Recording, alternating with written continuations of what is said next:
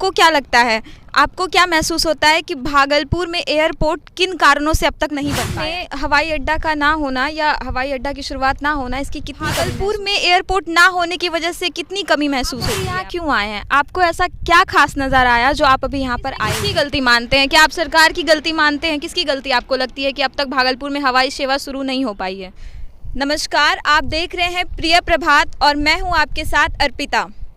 आज हमारी मौजूदगी भागलपुर के हवाई अड्डा मैदान में है और आज हम यहाँ लोगों से बातें करने आए हैं और साथ ही आपको दिखाने आए हैं, क्योंकि यह दिखाना ज़रूरी भी है कि वर्तमान में भागलपुर हवाई अड्डा की क्या स्थिति है।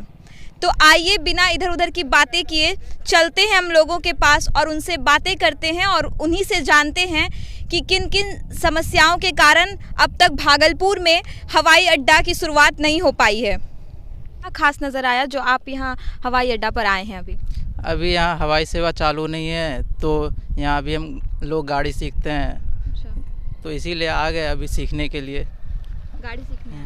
मुझे आप ये बताइए कि आपको क्या लगता है, आपको क्या महसूस होता है कि भागलपुर में एयरपोर्ट किन कारणों से अब तक नहीं बन पाया है?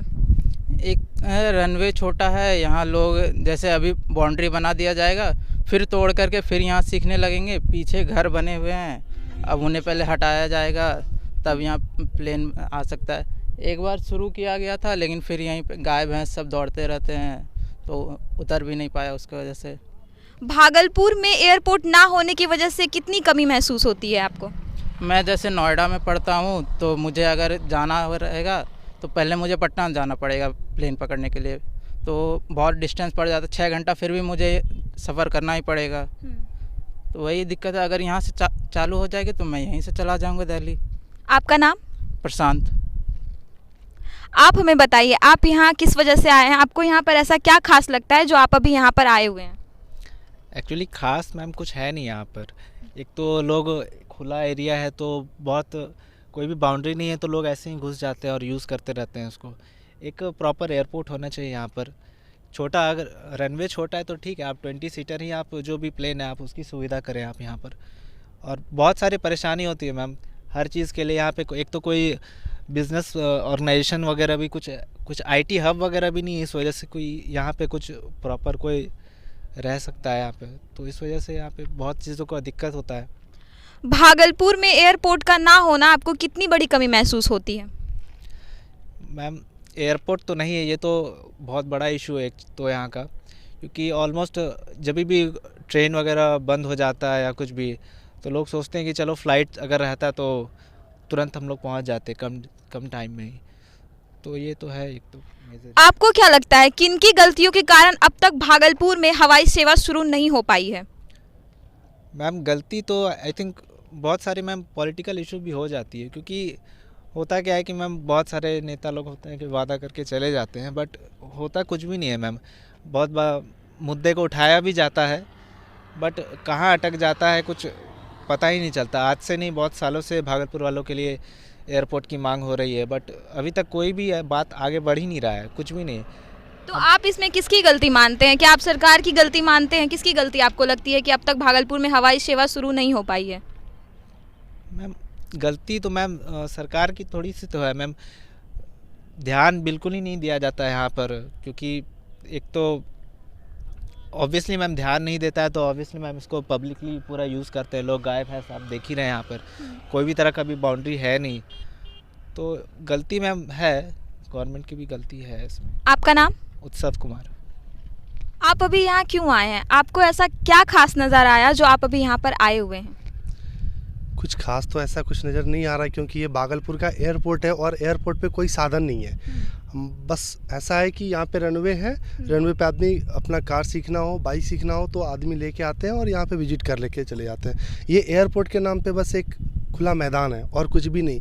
आज हमारे यहाँ अगर कोई नेता आते हैं तो बस हेलीकॉप्टर लैंड करेंगे, यहाँ पे उनका काम ख़त्म हो गया, भागलपुर का कहानी ख़त्म। उसके बाद एयरपोर्ट हो ना हो कोई मतलब नहीं है इस चीज़ का, तो इसका कोई मकसद नहीं है। लेकिन भागलपुर में एयरपोर्ट होना बहुत ज़रूरी है, इसलिए ज़रूरी है क्योंकि हमारे पास कोई संसाधन नहीं है। आज पटना ऐसा सिटी है कि पटना के बाद अगर भागलपुर को हम लोग मानते थे तो पटना के बाद भागलपुर को मानते थे, लेकिन आज के डेट में क्या है ना कि भागलपुर का कोई वजूद नहीं रह गया इस मैटर पे, क्योंकि हमसे जो बैक चल रही थी डिस्ट्रिक्ट, जो मान लीजिए पूर्णिया है, देवघर है, ये सारी डिस्ट्रिक्ट जो हमसे बहुत पीछे चल रही थी वो आज की डेट में हमसे आगे निकल रही है। इसका रीज़न ये है कि हमारे पास संसाधन नहीं है उस हिसाब से।